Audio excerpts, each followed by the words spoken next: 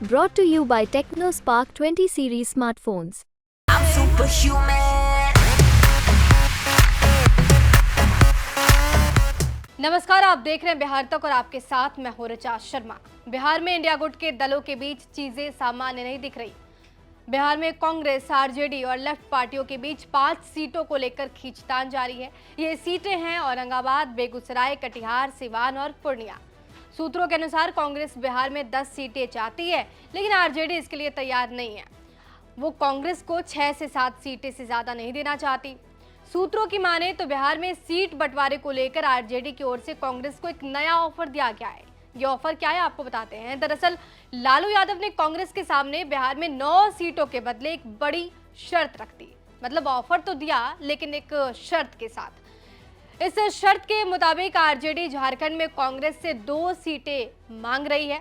अगर कांग्रेस इस डील पर सहमत होती है तो लालू यादव बिहार में उसे किशनगंज देंगे, कटिहार सीट देंगे, सासाराम, पटना साहिब, बेतिया, मुजफ्फरपुर, समस्तीपुर, भागलपुर और मधेपुरा या फिर सुपौल में से एक सीट कांग्रेस को दी जा सकती है। लेकिन लालू प्रसाद यादव ने इन 9 सीटों के बदले कांग्रेस से झारखंड की चतरा और पलामू सीट जो है वो आरजेडी की मांग कर दी है।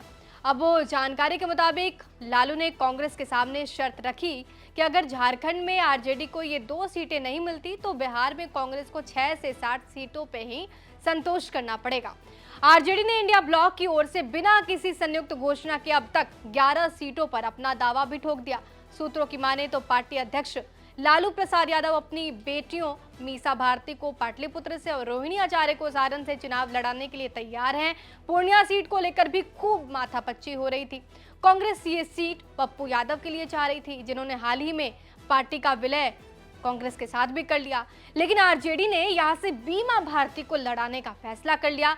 बीमा भारती हाल ही में जेडीयू से इस्तीफा देकर आरजेडी में शामिल हुई थी। वहीं सीपीआईएम ने खगड़िया से संजय कुमार को टिकट दे दिया और साथ ही बेगूसराय से अवधेश राय को उम्मीदवार बना दिया गया। अब ये आंकड़े ये स्पष्ट करते हैं कि अब तक बिहार में इंडिया ब्लॉक के 40 में से केवल 13 नामों की मंजूरी मिल गई है।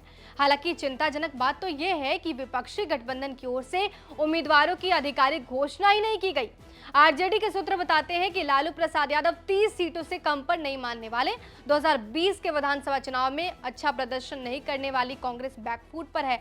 आरजेडी का कहना है कि अगर पिछले विधानसभा चुनाव में कांग्रेस ने अच्छा प्रदर्शन किया होता तो आज तेजस्वी यादव मुख्यमंत्री होते।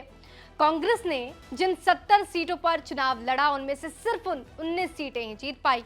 महागठबंधन में शामिल लेफ्ट पार्टियों के लिए लालू यादव अधिकतम 4 सीटें छोड़ सकते हैं। अब ऐसे में कांग्रेस के लिए 6 सीटों की गुंजाइश बचती है। बिहार कांग्रेस में असंतोष है। पार्टी के वरिष्ठ नेता निखिल कुमार, जो कि नागालैंड और केरल के राज्यपाल भी रह चुके हैं, आरजेडी की ओर से औरंगाबाद के लिए अभय कुशवाहा के नाम की घोषणा के बाद खफा है। कांग्रेस और आरजेडी के बीच खींचतान की एक और वजह कटिहार सीट भी है। कांग्रेस तारिक अनवर को कटिहार निर्वाचन क्षेत्र से चुनाव लड़ाना चाहती है, लेकिन आरजेडी ये सीट छोड़ने के लिए तैयार ही नहीं है। बिहार कांग्रेस प्रमुख अखिलेश प्रसाद सिंह ने कहा कि हमें उम्मीद है कि सब कुछ ठीक होगा।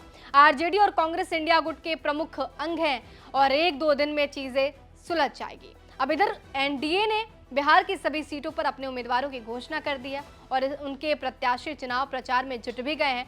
बिहार में एनडीए गठबंधन के तहत बीजेपी 17, जेडीयू 16, लोजपा रामविलास 5 सीटों पर चुनाव लड़ रही है। वहीं जितन राम मांझी की हिंदुस्तानी अवाम मोर्चा को 1 और उपेंद्र कुशवाहा की राष्ट्रीय लोक मोर्चा को 1 सीट दी गई है। चिराग पासवान की पार्टी को हाजीपुर, वैशाली, समस्तीपुर, जमुई और खगड़िया सीटें मिली हैं। जितन राम मांझी गया सीट से नॉमिनेशन कर चुके हैं। वहीं उपेंद्र कुशवाहा अपनी पार्टी की ओर से काराकाट सीट से चुनाव लड़ रहे हैं। तो ये पूरे जो आंकड़े हैं वो सामने आ रहे हैं, लेकिन अभी भी महागठबंधन में कुछ भी ठीक होता हुआ नजर नहीं आ रहा है। बने रहिए हमारे साथ, देखते रहिए बिहार तक।